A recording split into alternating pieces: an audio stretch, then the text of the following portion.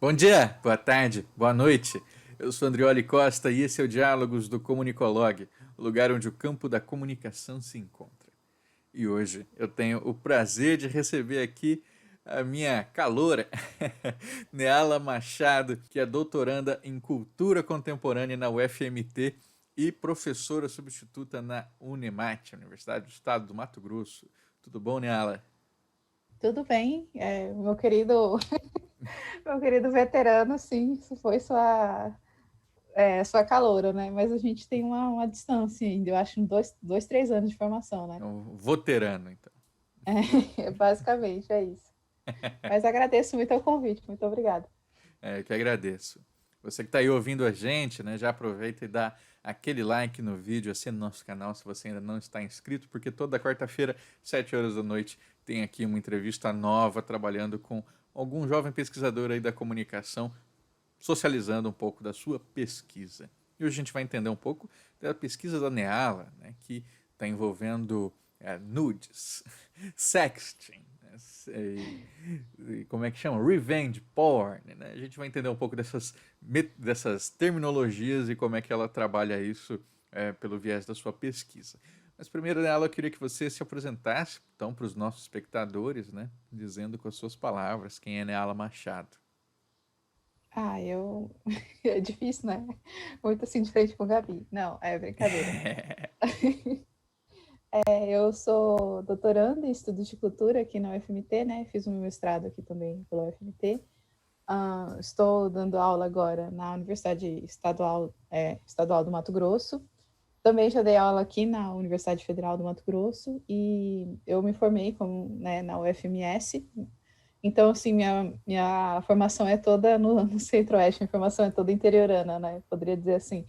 Apesar disso, apesar de ser uma formação toda interiorana, a minha pesquisa ela é bem, poderia dizer assim, cosmopolita, ela é bem contemporânea realmente, no sentido de que eu estou pesquisando relacionamentos na internet e principalmente como esses relacionamentos vão afetar as possibilidades de atuação do sujeito na internet. Então, ela se torna isso, assim, não lugar, né? Apesar de ir bastante interiorana no fato de eu estar aqui no interior do Brasil, ela também é muito centralizada no sentido de preocupações dessa pós-modernidade, poderíamos dizer assim, que estamos vivendo, né?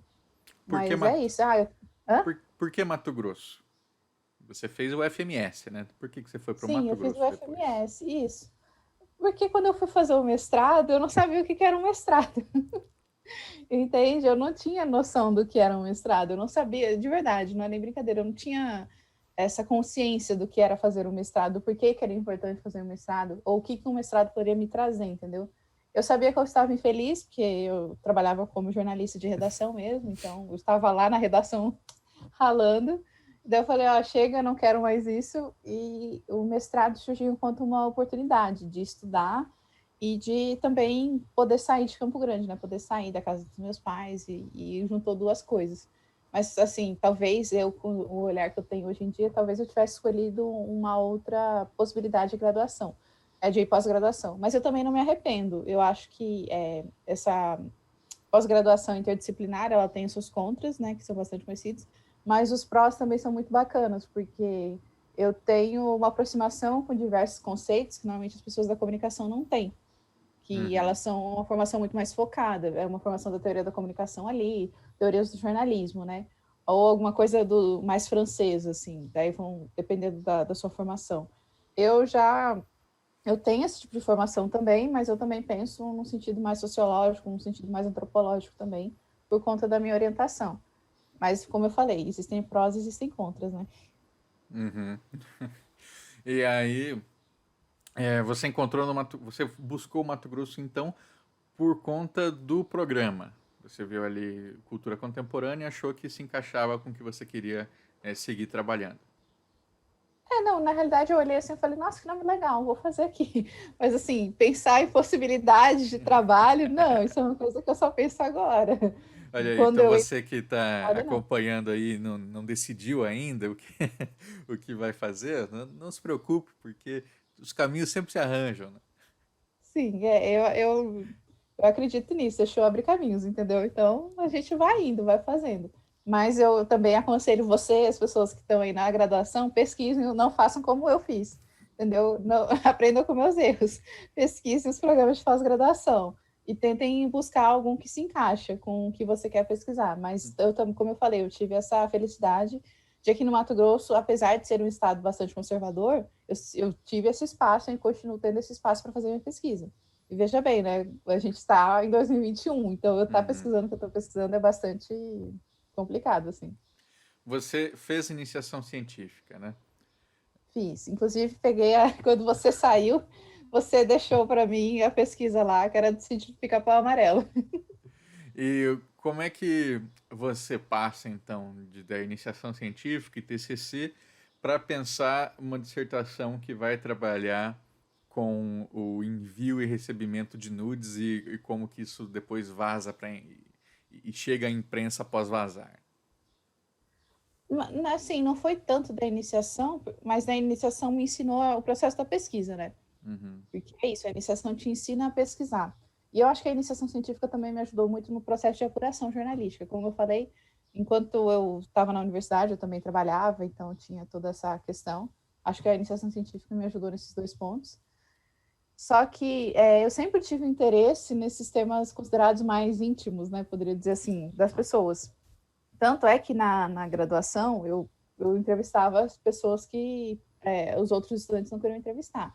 Então, na graduação, eu entrevistei prostituta, eu entrevistei Michê, eu entrevistei transexual, né? Entrevistei travestis, que eram temas que a maioria dos meus colegas não tinham interesse de pesquisar essas pessoas, de conversar com essas pessoas.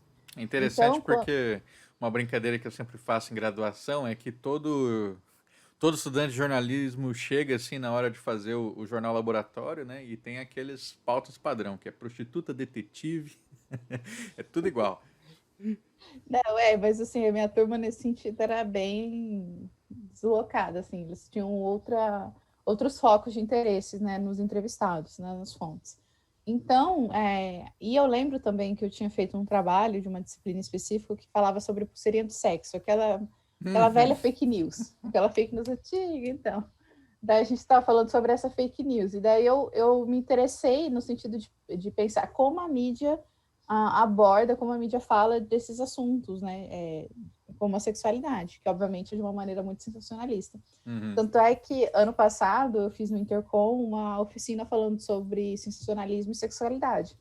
Como a mídia, esse valor notícia, né, da sexualidade, ele vai estar sempre acompanhado de outros valores notícias ali bastante complicados também, que é da morte, que é do crime, que é do Doença. macabro, que é da doença. Então, assim, é nesse sentido, assim, talvez no pós-doutorado eu fale mais sobre essa conexão, assim, que eu acho que é interessante. Mas não estou pensando nisso agora. Muito bom. Então, e aí, para fechar nesse tema, né? A pulseirinha do sexo é um tema interessantíssimo, né? Também, com certeza, renderia alguma coisa. Mas e o Manda Nudes, né? Que virou, inclusive, o título da sua dissertação. O Manda Nudes foi porque é isso, assim, eu fiquei meio fascinada, assim, por isso. Porque, assim, até hoje eu sou. O que faz alguém enviar uma foto pro outro na Mas internet? foi o quê? Alguém tinha comentado com você? Seus amigos falavam? Seus amigos? Não, foi nessa época da pulseirinha do sexo, assim. Depois disso, Uhum. começaram a falar de mandar nudes e, de novo, principalmente por essa ordem principalmente para os jovens e adolescentes, no sentido do não faça. Porque isso é horrível, isso vai acabar com a sua vida, você vai se matar, você vai ter situações terríveis e tal. É sempre dessa prerrogativa da proibição. Uhum. E daí eu fiquei assim, meio, por que as pessoas fazem isso? E daí foi basicamente isso que eu comecei a falar, entendeu? Tentar achar essa resposta do porquê as pessoas fazem isso. Só que assim, né, até hoje estou me procurando. E como que você então entra no programa, né? Do momento que você vai para a cultura contemporânea e apresenta o projeto e até o momento em que você defende a dissertação, mudou alguma coisa, seja na sua visão, seja na metodologia, o que se transformou aí no seu projeto? Como eu falei, mudou tudo. Eu entrei muito crua no mestrado, completamente crua. Então, o projeto do mestrado se transformou num outro projeto. E também no mestrado eu tive realmente acesso e conhecimento, né, das teorias de gênero e de sexualidade. E daí realmente faz toda uma transformação da sua maneira de olhar as situações que antes eram corriqueiras, né? Você passa a ter um olhar diferente. As pessoas brincam, vocês veem gênero e tudo? Sim, vemos, porque existe gênero em tudo, absolutamente tudo é generificado. Então não tem como não ver. Então, assim, sofre e corre toda essa transformação. Tanto é que quando eu estava defendendo o mestrado, eu já não concordava com a minha tese. Eu já queria ter mudado ela toda na Eita! época da defesa. Como assim? O que você pode explicar pra gente dessa mudança de pensamento? É porque, assim, como eu falei, na minha tese, eu investiguei os jornais, como os jornais estavam reportando. Então, eu Sua estava falando dissertação, ali. quer dizer. Na dissertação, desculpa. Na Uhum. dissertação, eu estava falando de como os jornais estavam reportando, de como aquilo ali aparecia enquanto construção da realidade, né? De uma coisa que um artefato que não existia antes, não, ou ele até existia, porque eu também falo isso na dissertação, que antes existia. As pessoas, sei lá, mandavam, gravavam áudios, Revelavam, né? Revelavam. revelavam fotos, exatamente. Essa história antiga, assim, de Facebook, revelavam as fotos, colavam para tentar humilhar o parceiro ou a parceira, esse tipo de coisa. Então Nossa. acontecia, as pessoas enviavam fotos umas para as outras, impressas, né, reveladas via correio, assim, gente, isso acontecia. Mas não tinha um nome, e a mídia dá um nome, e a mídia não dá só um nome, a mídia dá vários nomes, né? Ela fala, é sexting para jovens e adolescentes, ela fala, é pornografia de revanche, quando mulheres são expostas, ou quando pessoas LGBT são expostas também. Ela fala que a exposição na internet, quando é alguém que não tem tanta... alguém que não é tão valorizado assim na mídia, alguém que não tem tanta importância, é só uma exposição, né? É diferente de uma vingança. Existe todas essas possibilidades de terminologia. Só que daí, como eu falei, no final eu estava pensando assim, tá, mas e aí quando não dá errado? O que acontece, entendeu? E essa é a minha pergunta, né, que me leva ao doutorado. Quando não dá errado, o que acontece? E é isso que eu estou pesquisando agora. Então você foi para uma pegada assim para tentar entender aquele fundamento de pergunta que você tinha antes, né? De por que as pessoas enviam. Né? O que cai na mídia depois, o que vai para o jornal, é a consequência, no caso, a consequência negativa, né? Mas aí agora você está nesse primeiro processo que é o porquê enviar. Basicamente é isso. Eu brinco que eu volto para trás na dissertação. Eu penso em como a mídia traduz isso, né, de como isso se realiza ali. E agora na tese eu volto para trás. Eu falo, tá, antes da mídia traduzir isso. Entretanto, já ocorre todo um processo midiático ali, porque essas relações elas são conectadas, né? Elas são assim estabelecidas através das redes sociais. Então, a mídia ela tá presente ali. Não tem como eu não falar de processos midiáticos, porque a mídia está presente o tempo todo, principalmente, né, em 2021. Você tinha falado antes de gênero, né? Você, enquanto a gente que está olhando de fora, né, sem ser um pesquisador desse tema, fica meio evidente que quando um homem é exposto e quando uma mulher é exposta, as situações são diferentes, né? Você chegou a perceber isso na sua pesquisa também? Sim, com certeza. Primeiro que a mídia ela é muito condescendente com as mulheres que são expostas, eu acho que essa poderia ser a palavra, É ou mesmo? ela é acusatória. Existem essas duas opções. Quando ela é condescendente, ela é também acusatória. Por exemplo, o caso da Carolina Dickmann. Carolina Dickmann teve as fotos expostas, né? Ela estava com o marido dela, uma coisa que aconteceu em 2012, 2013. Não me lembro exatamente o ano, mas faz muito tempo. Tanto é que tem a lei Carolina Dickmann, que fala sobre esse tipo de... Ela criminaliza uma das possibilidades. O que aconteceu com a Carolina Dickmann? Ela levou o computador dela para arrumar, o técnico pegou as imagens lá e divulgou na internet. Ele queria que ela pagasse um dinheiro lá e ela não pagou e foi para a rede. Ela teve que aparecer em rede nacional, ela apareceu no Jornal Nacional, com uma blusa totalmente fechada, o cabelo preso num coque, sem maquiagem, uma cara de triste, falando que ela não poderia ser julgada porque ela tem filhos e ela não gostaria que o filho dela visse aquelas fotos, entendeu? Então, assim, a mídia abre o espaço para ela falar. Eu não posso dizer que não abre. Entretanto, ela tem que se mostrar ali enquanto completamente arrependida daquele ato, mesmo que aquelas fotos tenham sido tiradas junto com o marido dela, entendeu? E o marido dela também aparece nas fotos. E o marido dela não teve que aparecer na mídia pedindo perdão. E, por exemplo, a gente tem o Léo Stronda, né? Que inclusive de rolês aleatórios ali, tá parecendo o Ronaldinho Gaúcho. E o Léo Stronda tem uma foto também que vaza e tal.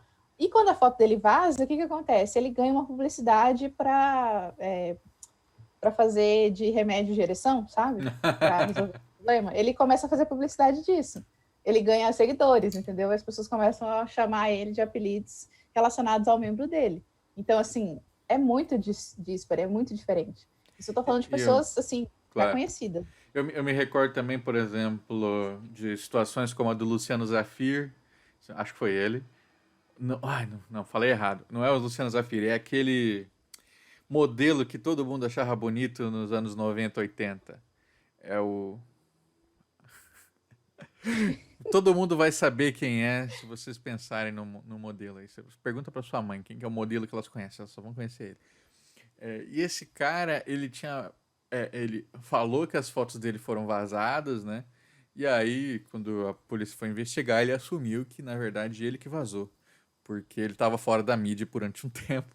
Então ele estava tentando criar um buzz, né? E assim, hoje em dia, por exemplo, a gente, agora, depois de 2019, 2020, no Brasil, a gente tem o OnlyFans, né? Esse fenômeno do OnlyFans. Sim. E você percebe que no OnlyFans tem uma série de ex-BBB, ex-personalidades, que você tem esse processo do vazamento daquela produção, né, de conteúdo que eles fazem, e que, assim, toda vez que vaza, eles ganham mais seguidores, né? E no OnlyFans são seguidores pagos, você efetivamente tem que pagar em dólar ali para acessar as fotos, para acessar os vídeos.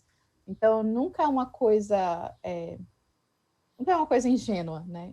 Só que, assim, como eu falei, isso são casos de pessoas famosas.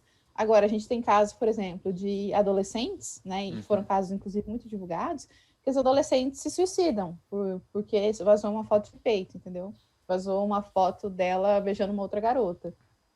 Então, assim, essas relações de poder ali, elas estão muito, muito complicadas também. Elas não são dadas, né? Depende muito de quem você é, do seu background, de onde você veio.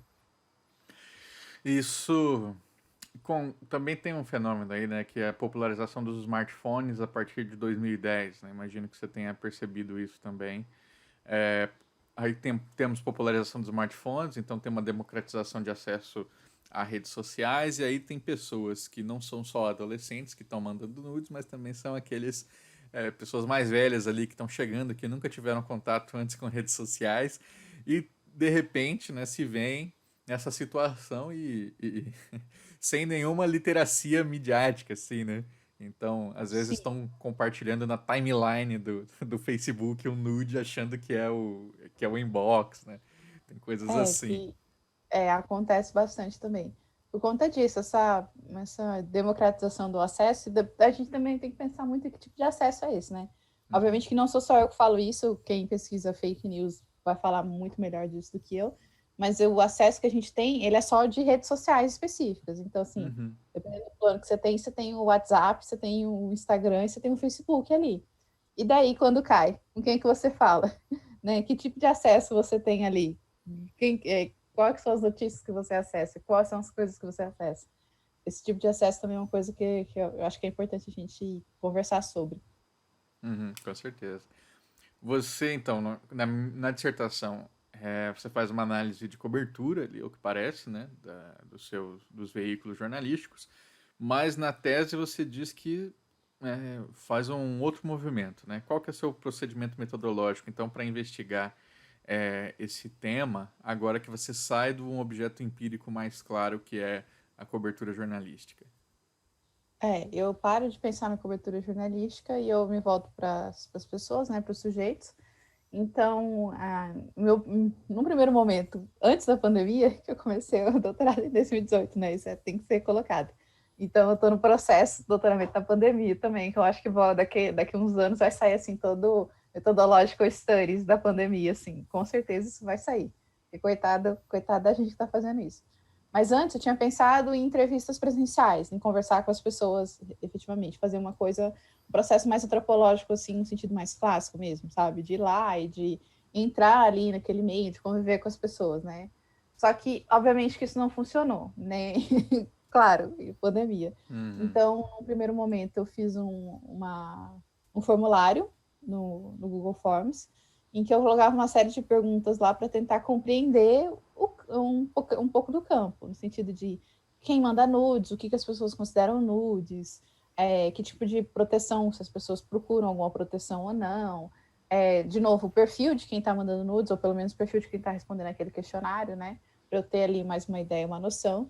E agora eu estou num processo mesmo de entrevistas via Meet, que eu converso com as pessoas e estou gravando e a gente está falando mais aprofundadamente sobre questões mais específicas mesmo desse processo de socialização. De quem manda, de quem envia, de como se E tem um como é, relacionamento, se tem... como é para o seu entrevistado? Assim, você sente que ele consegue...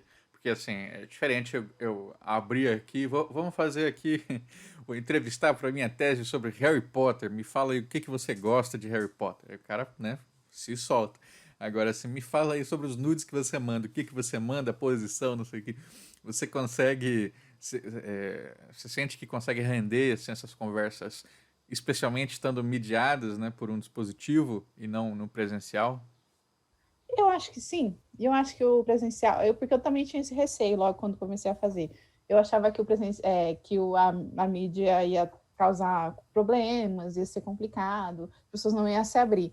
Mas, ao contrário do que eu estava pensando, as pessoas gostam muito de falar sobre esses temas, sobre esses temas. Eu Uhum, acho que, assim, obviamente que, no meu caso, tem a questão da confidencialidade, né?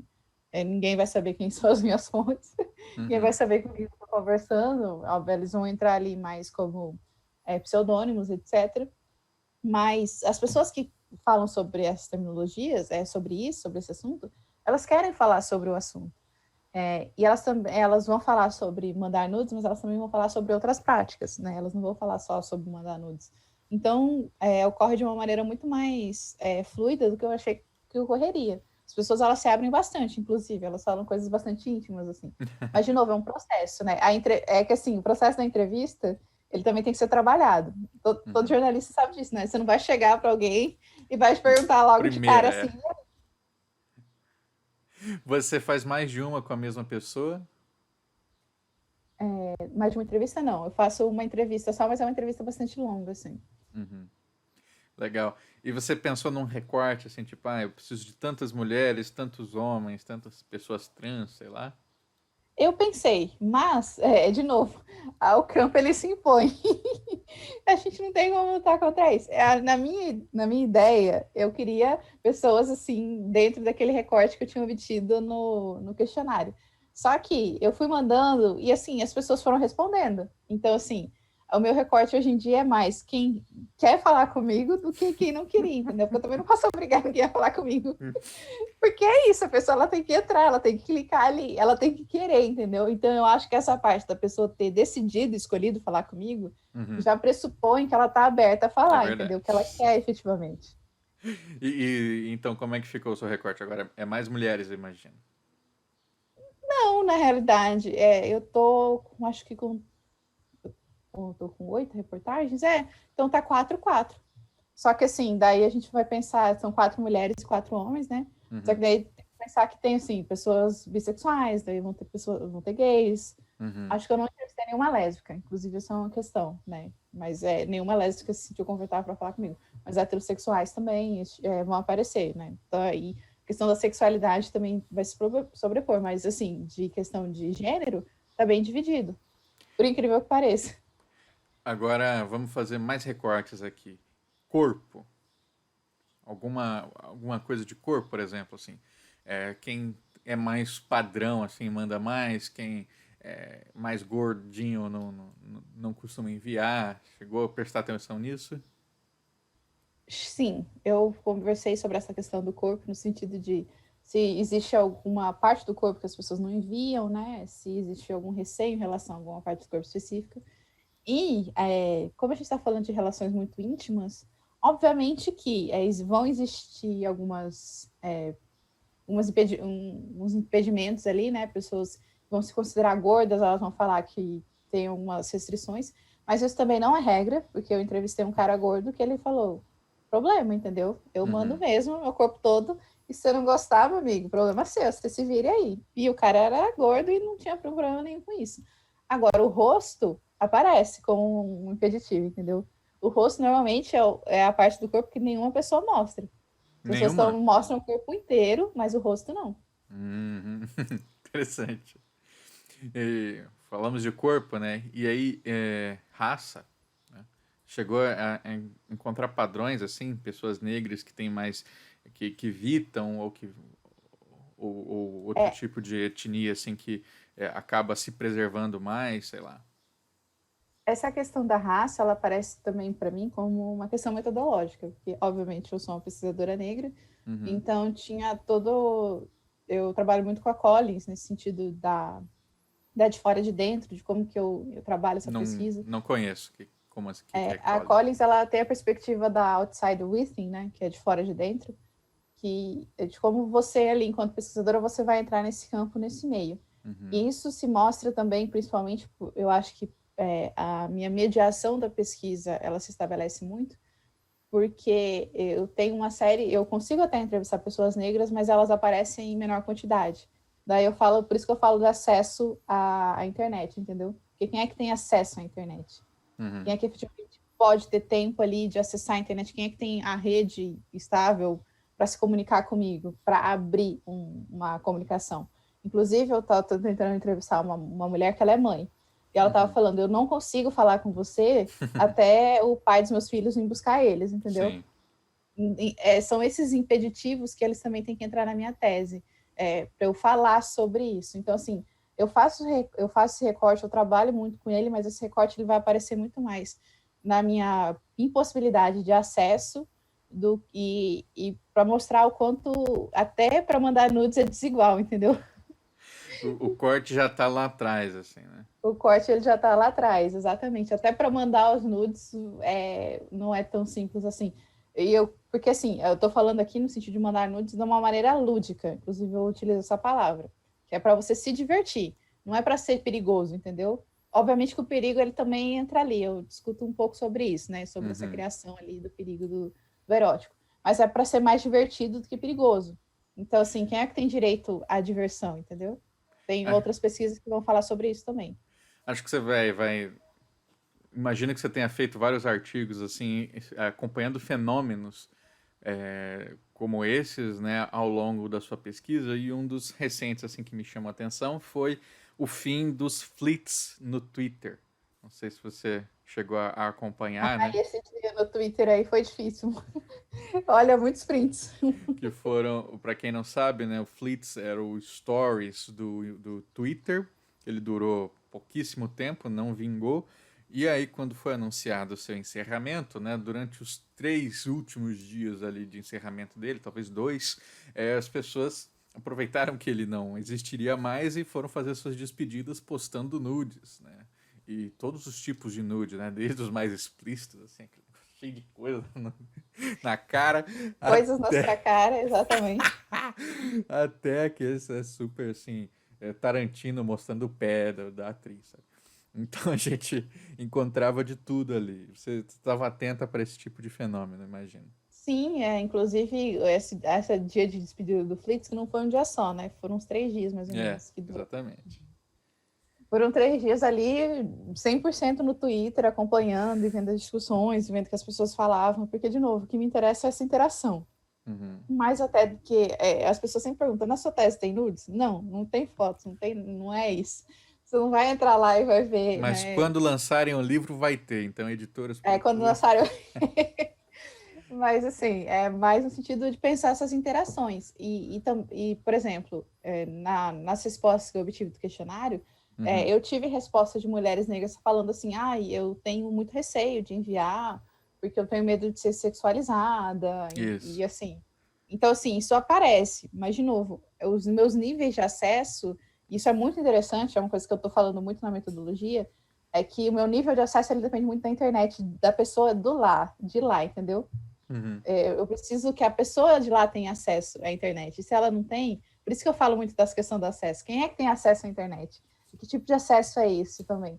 Esse acesso ele pode ser lúdico ou não, sabe? Então, E o evanecimento do dado, né? Então, se o Fleet estava sumindo, então as pessoas postaram porque ele ia sumir. né? O Snapchat Exatamente. antigamente fazia isso também, né? Quando as pessoas usavam o Snapchat. Ah, vou mostrar ali porque ele vai desaparecer em seguida. E até tem aquelas opções, né, de Instagram mesmo. Você manda uma foto e ela, assim, depois que abrir, ela não vai abrir mais, né? Não, no Isso, Instagram, no próximo, o próprio WhatsApp também tem essas fotos de um WhatsApp, é. segundo.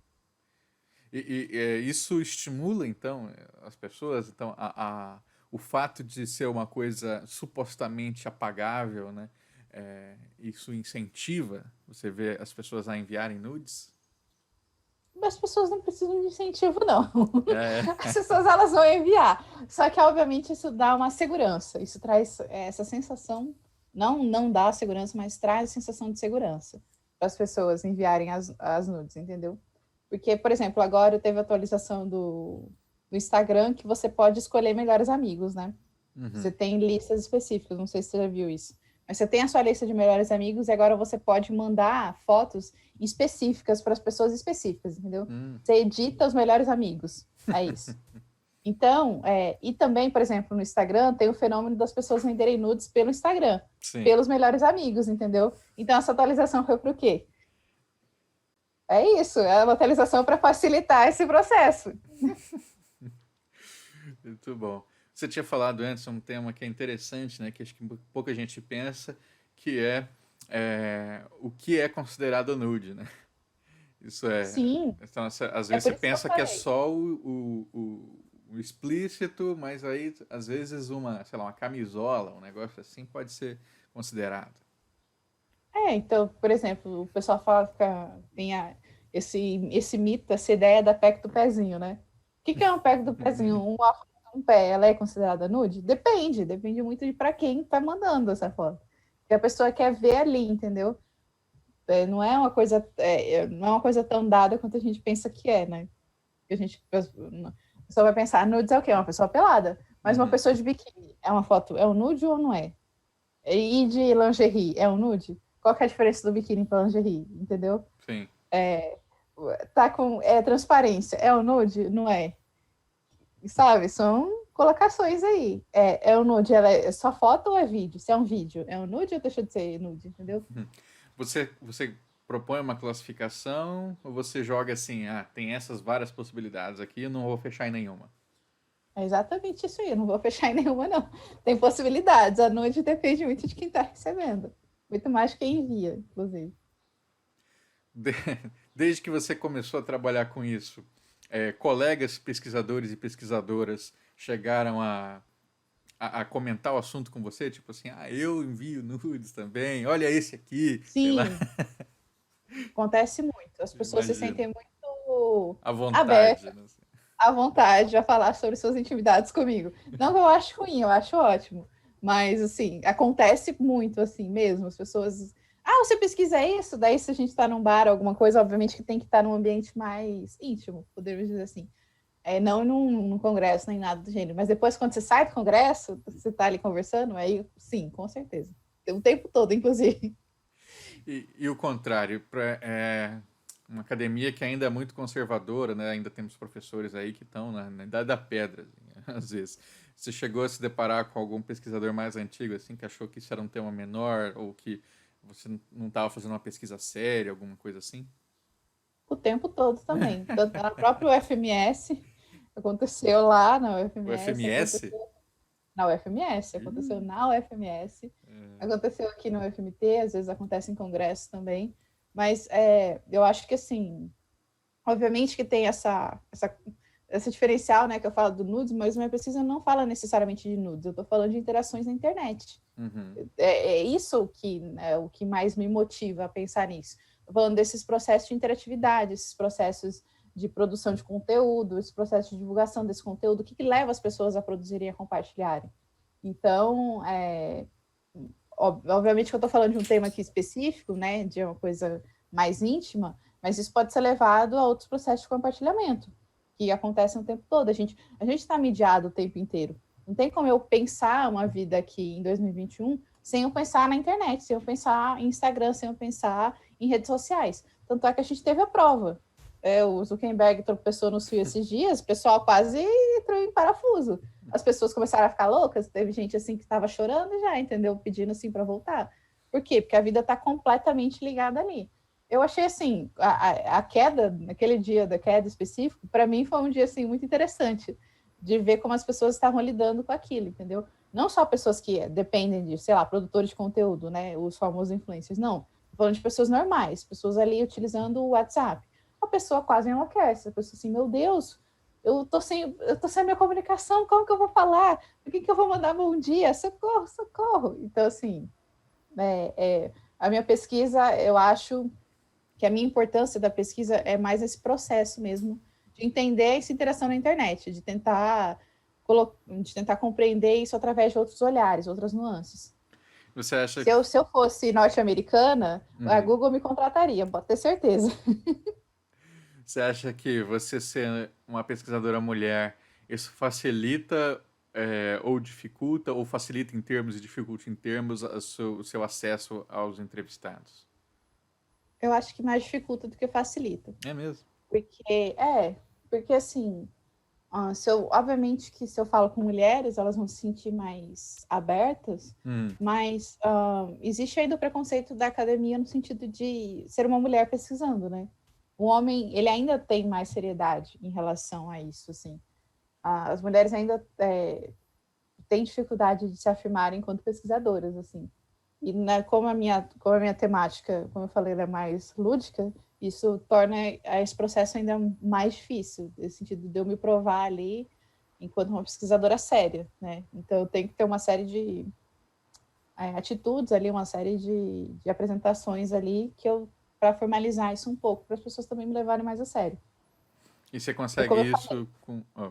Você pode concluir. não, como eu falei, assim, acontece muito em evento, acontece já em situação com colegas, professores, agora, né? Aconteceu na graduação, aconteceu na pós-graduação, dessa pesquisa não parecer séria. Uhum. Você consegue, então. Assim, tem várias estratégias, né, quando a gente tem que se buscar buscar esse espaço de seriedade. Então, às vezes a gente se soterra ali de referência, às vezes a gente vai para um pesquisador clássico, então assim, não, então agora eu sou.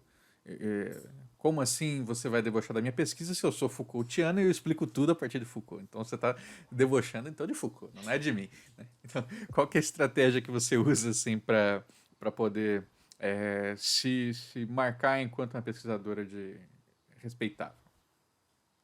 Eu acho que é isso, né? De você tentar se embasar ali em autores sérios, né? Autores os clássicos, né?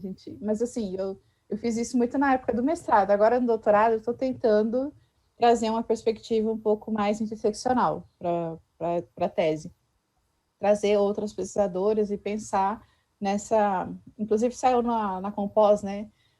Pesquisa interseccional, que ela vai falar da roda interseccional. Então, também, eu esqueci o nome da autora agora, gente, mas é um artigo esse ano da Compós, que vai falar da virada interseccional. Inclusive, muito interessante para quem se interessa, obviamente, por esse assunto. Então, eu estou tentando trazer uma perspectiva um pouco mais interseccional para a minha tese também, mas obviamente, eu vou me basear ali, né, como você falou, você não está debochando de mim, você está debochando do Foucault, você está debochando do Bourdieu, entendeu? Quem sou eu na ordem do dia? Também utilizar muita referência, né, tentar embasar o texto ali o mais próximo possível da teoria ali, argumentar com teoria também. Mas, assim, agora, nesse momento que eu acho assim, eu também não tento me provar tanto. Se a pessoa não tá me levando tão a sério assim, eu só deixo para lá.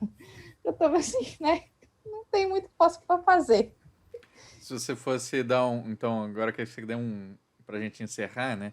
Um conselho para quem está começando na pesquisa e está interessado em uma temática que muitas vezes os colegas vão lá e falar que é uma coisa tão desimportante, sei lá, pode ter a ver com sexualidade ou não necessariamente, né? Como que você orienta essa pessoa a começar? Né? Alguma postura, algum comportamento, alguma coisa assim que você acha que vale a pena você passar para frente? Eu acho que a pessoa tem que levar a sério a pesquisa dela, né? Você que quer pesquisar alguma coisa que as pessoas não vão A gente está falando de sexualidade aqui, que normalmente é a prima pobre, né, a prima feia, mas existem outras pesquisas. Tem gente que, sei lá, vai pesquisar desenhos animados, tem gente que vai Saci. pesquisar... Saci. Você tem que levar a sério essa pesquisa, né? Mais do que nunca, mais do que ninguém. Você tem que levar a sério o que você está fazendo. Eu vou me formar, gente, no governo Bolsonaro precisando nudes. E é isso, ele que lute, entendeu? Porque a minha pesquisa é séria, ela passou por todos os procedimentos da academia, que são procedimentos, inclusive, muito complicados, burocráticos e difíceis. Mas é porque eu levo o que eu faço muito a sério. E você, principalmente, acreditar em você mesmo, né? A pessoa que está fazendo a pesquisa acreditar. E o ideal seria também acreditar, achar algum professor que acredita que você consiga fazer um bom trabalho, né? E tentar colocar a sua pesquisa ali dentro de uma pesquisa, dentro de alguma coisa que algum professor já está fazendo. Pegar os professores mais jovens que estão entrando agora, não a galera muito antiga. Não que eu estou dizendo que todo mundo da academia que é mais antigo é retrógrado. Não é isso. Existem muitas pessoas que têm anos na academia que não são retrógradas. Mas a gente sabe que na academia também tem muita gente que é retrógrada. E assim, eu acho que hoje em dia a gente tem que analisar o mundo contemporâneo com novas lentes. Não adianta a gente analisar o que está acontecendo agora com as lentes do passado. A internet mudou tudo. É isso, a gente já estabeleceu isso. A internet já mudou tudo. A gente não consegue mais ver sem internet. Você tem Alexa em casa, você entendeu? Depois você vai ter um carro Tesla lá, um carro elétrico, não sei. A geladeira vai se revoltar contra você, vai tentar te matar à noite. Não sei o que vai acontecer, mas assim, a internet já mudou tudo. Então, o que a gente vai fazer com isso, sabe? Eu acho que é isso, tentar entender esse mundo contemporâneo com novos olhos também. Maravilha, né? Foi um prazer conversar com você no dia de hoje. Queria então que você encerrasse mandando um abraço aí para os nossos espectadores, né? Deixando um recado final, pode ser aí um jabá das suas redes sociais, um artigo seu que você recomenda. Você que sabe, a palavra é sua. Obrigado. Eu que agradeço de novo o convite, estou me sentindo assim muito honrada, não achei que a pesquisa fosse interessar a galera, mas eu fico muito feliz que interessa, de verdade. Eu não sou blogueira, gente, de redes sociais, assim, não vou produzir conteúdos para vocês nas redes, mas se alguém quiser me seguir, é machado.neala, em todas elas, né, Twitter e Instagram. Não me siga no Facebook, gente, não façam isso. Mas se quiser também, eu tô lá, é a mesma coisa. Eu tenho artigos também que falam sobre sexting, né, que vão falar sobre nudes, e também artigos que eu falo sobre análise de mídia, que eu também não falo só sobre nudes. Para comunicação, eu falo muito sobre análise de mídia, então tem coisa já na Compós, na Intercom, na Compós não, desculpa, na Compolítica, na Intercom, que vou falar sobre análise de mídia, então é isso, gente. Dá uma olhada aí, dá um Google no meu nome que você acha as coisas. E muito obrigada de novo. E um grande abraço a todo mundo que está assistindo aqui. Maravilha. Valeu, pessoal. Espero que tenham gostado. Se você não curtiu esse vídeo, né? Faça o segundo pedido aí, dá aquele like no nosso canal. E é isso, a gente se vê na próxima quarta-feira, sempre às 7 horas da noite, né? Horário de Brasília. Um abraço. Até mais. Tchau.